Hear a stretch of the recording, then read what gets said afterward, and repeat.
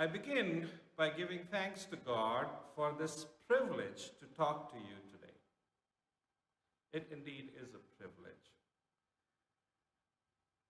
I want to share with you some of the ways that I feel that God may be speaking to us this Thanksgiving.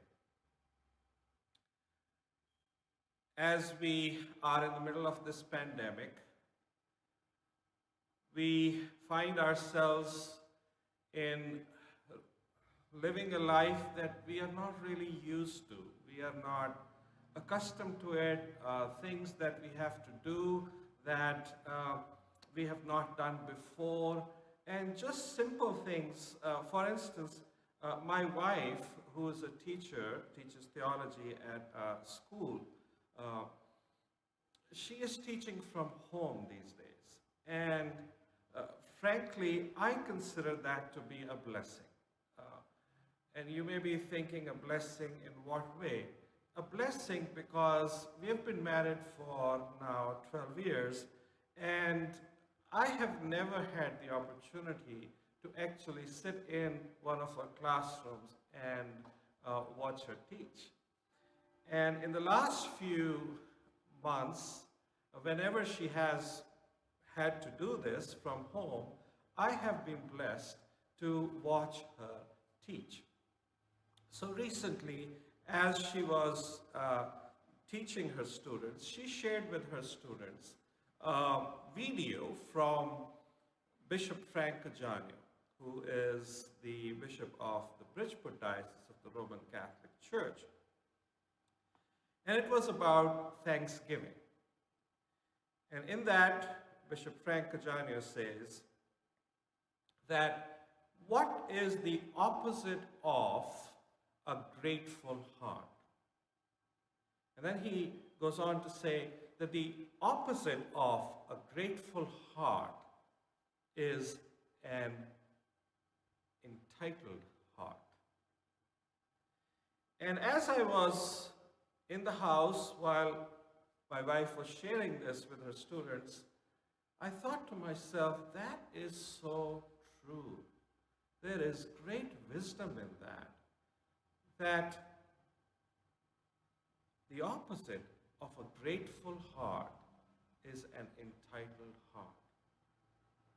And that got me thinking, isn't it true that we find ourselves worried, we find ourselves frustrated, angry at times, we find ourselves in fear, we find ourselves in deep grief, we find that we have this heavy burden on us for all the loss. And isn't it true that we find ourselves in those places because we expected something, and then did not find that to be true? We were thinking that maybe we deserve that, or we have earned it, and it should be there for us. Perhaps this Thanksgiving you are thinking how hard it is or how difficult it is to want to be together with our families. What's so difficult about it? What's so hard about it?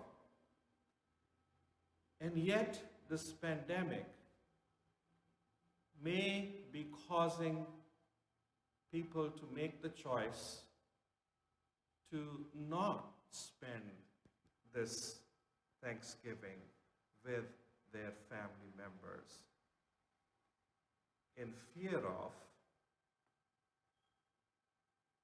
transmitting or sharing that virus. Or this Thanksgiving, you may be grieving for that one person, or in some cases more than one person, that you knew or that you loved, that is no longer there at the table. This is a difficult time, a time which is worthy of our lament. And at the same time, is there a way to think about it that is freeing, that may bring comfort and peace to us? So I share with you the words from the scripture. Jesus told us, in fact asked us, why do you worry? Why do you worry? I love that Matthew chapter 6, where he says in very clear ways that can any one of you, by worrying, add another hair, add another hour to your life? Can any one of you do that? And then he goes on to say, look at the lilies of the field. Even Solomon in his great glory was not clothed like them. You see, we take things for granted. We want things to be in a certain way. And when we don't find them in those ways, they can cause us a whole host of emotions. And we tend to forget that whatever we have is from God. And the comforting thing there is what Jesus tells us, that in the end, your Father who loves you will give you more than what you can even imagine. So, my friends, this Thanksgiving, we can spend this Thanksgiving, and in some ways it would be right to spend it with lament. But we can also start counting our blessings. We can count our blessings and then recognize that everything that we have, not only material, relationships, everything, our health, everything that we have in life is a gift from God. And that we can say thank you. I encourage us all,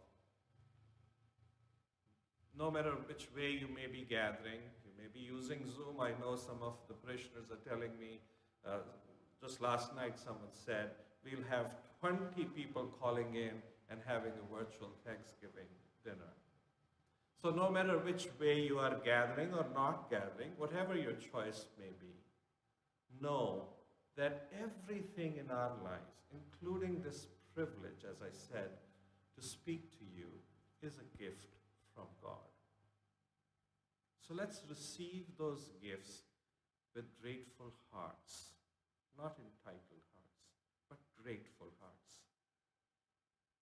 And with that gratitude that I have for you and that I have for my God, who does take care of every need that we ever have, I wish you, on behalf